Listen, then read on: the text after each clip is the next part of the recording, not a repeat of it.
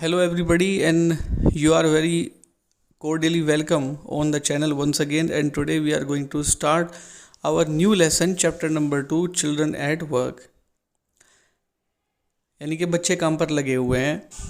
ये कहानी है एक ऐसे लड़के की जो अपने घर से पारिवारिक कारणों की वजह से भाग जाता है और भाग करके एक बड़े शहर पहुंचता है। अब बड़े शहर में जाने के बाद वो किस तरह की मुसीबतें झेलता है, कैसे लोगों से मिलता है, कैसा शहर का एनवायरनमेंट है और कैसा वो महसूस करता है। So this story is all about those experiences.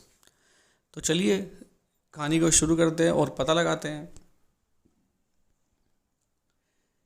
This is part 1। Velu an 11-year-old boy runs away from home. Velu 11 साल का लड़का है, घर से भाग जाता है। He wanders around for hours before getting on a train to Chennai without a ticket. Chennai पहुंचने से पहले ट्रेन का जो मतलब प्लेटफॉर्म है वहाँ पर वो घंटों तक घूमता रहता है बिना किसी टिकट के। Tired and hungry, he doesn't know where to go when a stranger at the station shouts a word of welcome. भूखा है, प्यासा है और उसको पता नहीं होता जाना कहाँ है कि जब एक स्ट्रेंजर स्टेशन पर उसका स्वागत करता है। When the Kanyakumari Express pulled in at Chennai Central, it took Velu some time to get off. अब जैसे ही कन्याकुमारी एक्सप्रेस चेन्नई सेंट्रल पहुंची यानी कि स्टेशन पर पहुंची तो वेलू को थोड़ा समय लगा उससे उतरने में। When he finally stood on the platform, his legs felt wobbly, as if he is still on the moving train. Wobbly means unsteady. जब वो प्लेटफॉर्म पर उतरा आखिरकार तो उसकी जो टांगें थी वो हिल रही थी, कांप रही थी। उसको ऐसा लग रहा था जैसे कि अब भी वो चलती हुई ट्रेन के अंदर है। ओए, out of the way. A porter went by with a loaded trolley. Value jumped aside. जो पोर्टर था, कुली था, वहाँ से वो एक लोडेड ट्रॉली को ले जा रहा था। उसने कहा, ओए यहाँ से साइड हो जाओ। वेलू कूद करके एक साइड हो गया। He sat on a bench on the platform, putting his small bundle down. In all his 11 years, he had never seen so many people. उसके पास एक छोटा सा बंडल था, उसने उसको प्लेटफॉर्म पर रखा। इन 11 सालों में 11 साल का था वो, तो 11 साल की जो उसकी लाइफ थी उसने कभी भी इतने लोगों को एक साथ नहीं देखा था, except once a year at the fair in his village. गाँव में जो मेला लगता था केवल उस ओकेजन पर छोड़कर। People walked by, bumping into him with their suitcases. A voice announced something on a loudspeaker. लोग उससे टकरा रहे थे, सूटकेस ले जा रहे थे, सामान ले जाते उससे टकरा रहे थे तो एक आवाज़ ने लाउड स्पीकर से घोषणा की। Near him, a group of people sat on their luggage, looking at a TV hanging from the roof. The noise was terrible. लोग छत से लटके हुए एक टीवी को देख रहे थे और वो आवाज़ बड़ी भयंकर थी। Velu put his head down on his knees feeling miserable and exhausted. Velu ने अपने जो सर था वो अपने घुटनों पर रख लिया। उसको बड़ा दुखी महसूस हो रहा था और वो थका हुआ भी था। Exhausted means tired. He had run away from his village 2 days ago. For 2 days he had been eating nothing but some peanuts and piece of jaggery. In his bundle he carried a shirt, a towel and a comb. क्या हुआ था कि 2 दिन पहले वो अपने गांव से भाग गया था। उसके पास एक छोटा सा बंडल था जिसमें कि उसके पास एक शर्ट थी, एक टावल था और एक कॉम था। चूँकि 2 दिन की लंबी जर्नी उसको करनी थी तो उसके पास खाने के लिए कुछ था नहीं, बस उसने थोड़े से जो पीनट्स थे वो और जो थोड़ा सा जो गुड़ था वो खाया था। He had walked for most of the first day to Kannur and then got on the train to Chennai. कन्नौर लगभग क्या है कि पहले दिन तो चलकर ही गया था और उसके बाद वो चेन्नई ट्रेन से पहुंचा। Velu had no money for a ticket but luckily the ticket collector did not come to the unreserved compartment. अब क्या हुआ कि वेलू के पास टिकट खरीदने के लिए पैसे नहीं थे, लेकिन भाग्य से जो टिकट कलेक्टर था वो अनरिजर्व्ड कंपार्टमेंट में उस दिन नहीं आया।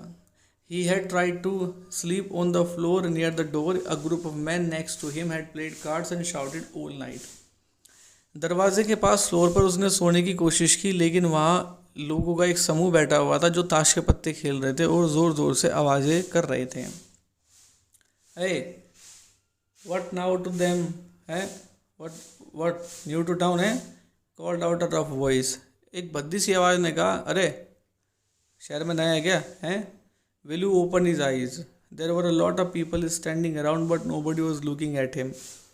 वेलू ने अपनी आंखें खोली, उसके आसपास बहुत लोग खड़े हुए थे बट कोई उसकी तरफ देख नहीं रहा था। हियर है, ही टर्न अराउंड, वो मुड़ा। Behind him was a girl around his own age wearing a long banian that came down to her knees. Her hair was stiff and brownish and she had a huge sack on one shoulder. अब वो उसने मुड़कर देखा तो उसके पीछे एक लड़की खड़ी थी जो लगभग उसी की उम्र की थी। उसने एक लंबा सा बनियान पहना था जो उसके घुटने तक आ रहा था। उसके बाल बड़े कड़े थे और भूरे रंग के थे और उसके कंधे पर एक बड़ा सा जो बोरा था वो टंगा हुआ था। She was picking up dirty plastic cups from the floor and stuffing them into her sack. वो ट्रेन के कंपार्टमेंट में जो प्लास्टिक के जो चीज़ें पड़ी हुई थी उनको उठा उठा करके अपने बोरे में डाल रही थी। You can see the girl in the picture, her appearance and her activity that she are doing. She is picking up the plastics and putting them into her sack. Why is she calling me? Thought Velu, and why is a girl wearing a banyan? लड़की ने बनियान क्यों पहना हुआ है, मुझे क्यों बुला रही है, वेलू ने सोचा। No need to stay stupidly, what's your name? ऐसे मूर्खों की तरह मत देखो, नाम क्या है तुम्हारा? वेलू मटर्ड, वेलू लुकिंग अवे। वेलू ने बुद बताते हुए वेलू और दूर देखने लगा। So mister Velu said the girl looking at his bundle.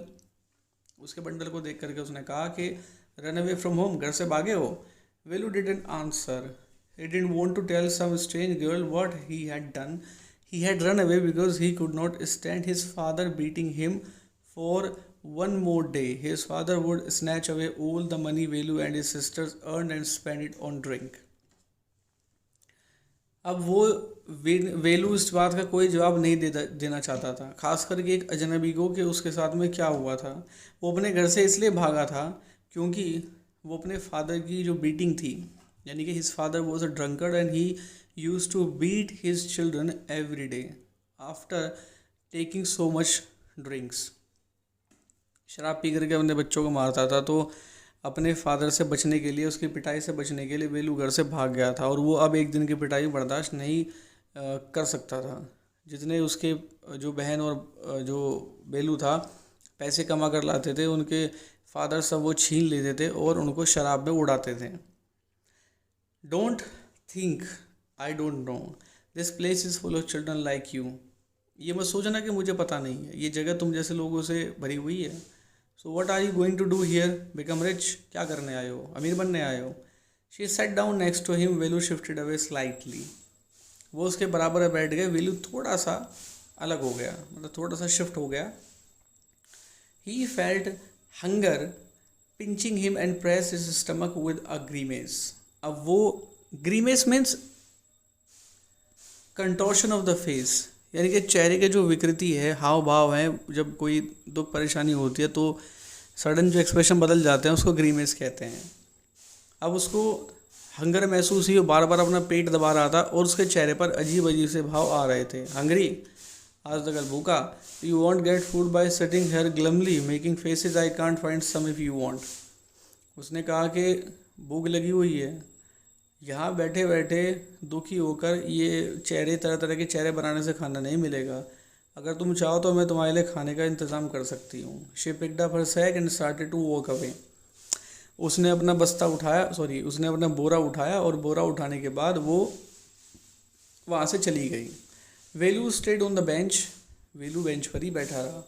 What should he do? उसे क्या करना चाहिए? Should he follow this girl? क्या उसे इस लड़की को फॉलो करना चाहिए? Where was she going to take him? वो उसको कहाँ ले जा रही थी? She was disappearing in to the crowd. वो क्राउड के अंदर डिसअपियर हो रही थी। So he had to make up his mind quickly. All right, he decided. अब वो गायब हो रही थी, भीड़ में खोने जा रही थी, तो उसने सोचा कि अब डिसीजन लेने का समय आ गया। तो उसने सोच लिया था, anyway I have no idea where to go. खैर मेरे पास कोई ऐसा मतलब प्लान नहीं है कि मैं कहाँ जाऊँ।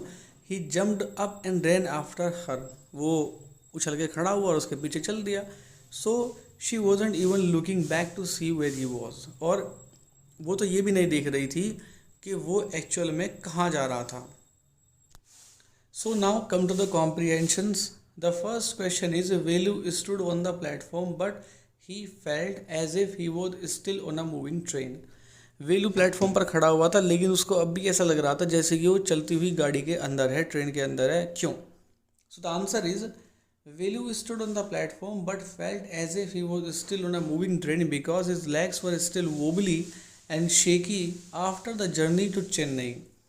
प्लेटफॉर्म पर खड़े हुए भी उसको ऐसा लग रहा था जैसे कि वो ट्रेन में है, क्योंकि उसकी जो टांगें थी वो काँप रही थी. चेन्नई जो उसने रास्ता तय किया था, जो जर्नी तय की थी, उसकी वजह से, because it was a very long journey.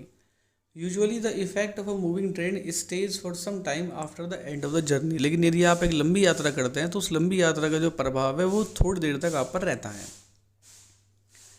The next is what made him feel miserable. किस चीज़ ने उसको दुखी कर दिया? Velu felt miserable and exhausted because he had run away from his village 2 days ago and had not eaten anything except some peanuts and a piece of jaggery for the last 2 days. अपने घर से भाग आया था और खाने के लिए उसके पास कुछ नहीं था और 2 दिन से उसने कुछ खाया नहीं था. उसके पास थोड़ी सी मूंगफली और केवल जगरी यानी कि गुड़ का एक छोटा सा टुकड़ा था. Now come to the question number 3. It has 2 parts. The first is Velu traveled without a ticket. Why? Velu बिना टिकट की यात्रा उसने की. क्यों?